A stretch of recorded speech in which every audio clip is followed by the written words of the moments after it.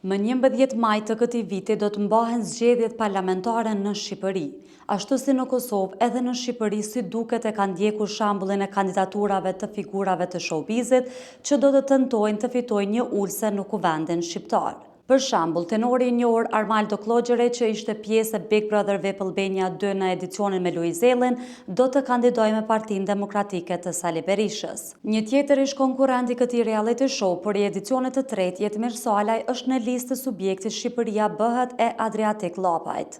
Julia Iliriani, që gjithashtu ishte pjesë e Big Brother në edicionin ku ishte edhe Jetmiri, do të kandidojë përmes Partisë Demokratike.